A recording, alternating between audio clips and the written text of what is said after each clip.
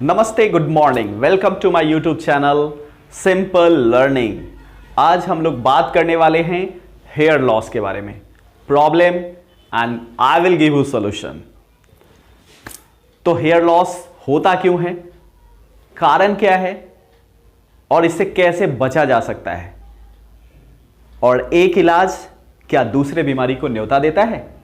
इन सारे सवाल और भी बहुत कुछ सवालों के जवाब मिलने वाले हैं इस वीडियो में, तो वीडियो के अंत तक बने रहें विदाउट एस्केप। अगर आप मेरे चैनल पे नए हैं तो मेरे चैनल को सब्सक्राइब करें, लाइक करें, कमेंट करें।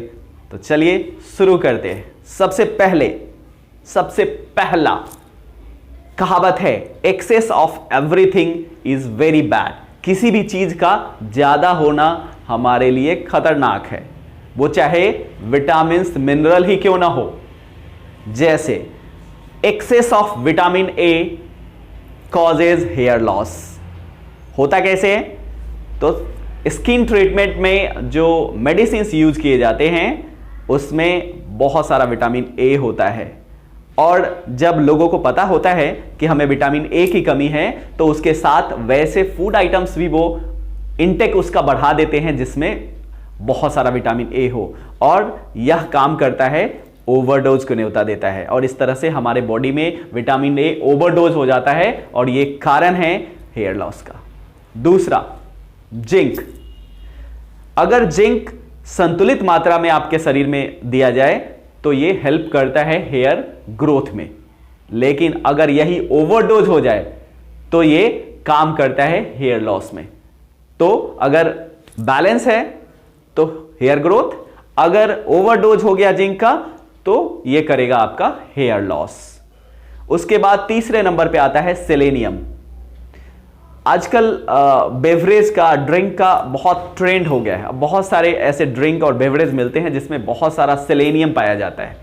लोग अंडा भी बहुत ज़्यादा खाते हैं, अंडे में भी प्रचुर मात्रा में सेलेनियम पाया जाता है, और अगर बहुत ज़्यादा सेलेनियम हमारे बॉडी में आ जाए तो ये क्या करता है कि it increase the production of antioxidant enzymes and which attack the hair follicles, और फिर क्या होता है, हेयर लॉस होना शुरू हो जाता है। पैची हेयर लॉस, एक एक जगह से बहुत सारा हेयर लॉस होता है।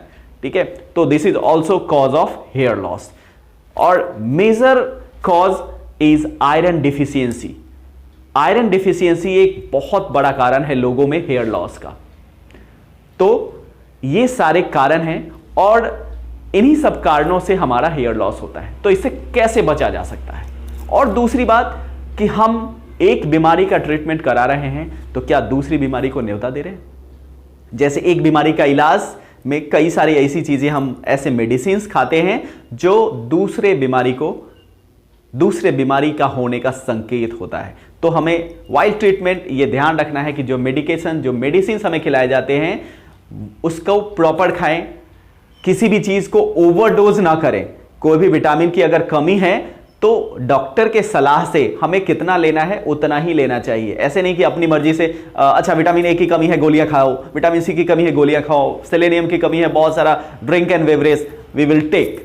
सो this is very bad because we don't know how much amount we have to need. A proper amount can treat anything and overdose can न्योता देता है आपको दूसरे बीमारी होने का। तो इसका ध्यान रखें। अब हम बात करते हैं कि कितना लिया जाए, कितना डोज, कितना विटामिन ए लें, कितना जिंक लें। तो इसका डोज, विटामिन ए की बात अगर हम करते हैं तो डेली इंटेक जो है हमारा वो मेन में 900 माइक्रोग्राम होना चाहिए, उससे ज्यादा नहीं।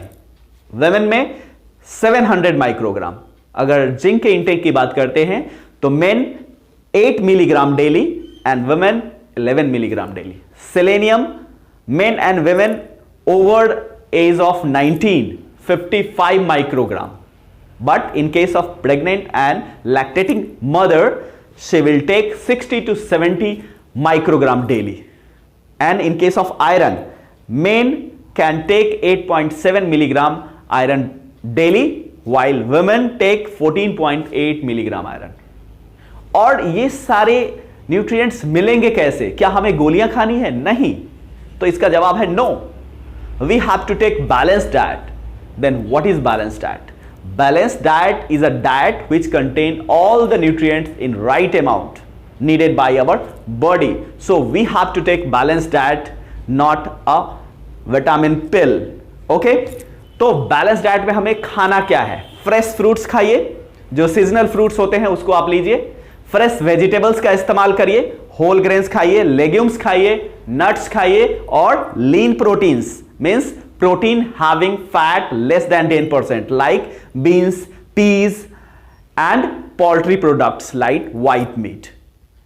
और एक और मेजर कॉज है हेयर लॉस का, that is stress, and stress is the major cause of hair loss, क्योंकि आजकल लाइफ स्टाइल में बहुत ज्यादा स्ट्रेस हो गया है कोविड के कारण, एम्प्लॉयमेंट प्रॉब्लम, फैमिली प्रॉब्लम और भी मेनी मोर, बहुत सारे बच्चे हैं तो उनको स्टडी का प्रॉब्लम, बहुत सारे, सबको कहीं ना कहीं सबको स्ट्रेस है। तो we have to tackle minimize stress. तो स्ट्रेस को कम करने की जरूरत है, क्योंकि स्ट्रेस कम करने से लगभग बहुत सारी बीमारियां दूर हो जाती है। तो स्ट्रेस कम कैसे करें? बेस्ट तरीका है लाफ्टर थेरापी। सुबह 10 से 15 मिनट लाफ्टर थेरापी ले, खुल के हंसे, जोर जोर से हंसे, स्ट्रेस को दूर भगाएं और बीमारी को भी। अगर आपको जानकारी अच्छी लगी हो, इंटरेस्टिंग लगा हो, तो मेरे चैनल को लाइक करें, सब्सक्राइब करें, बेल आइकन को दबाना ना भूलें for video updates. Thank you, bye bye.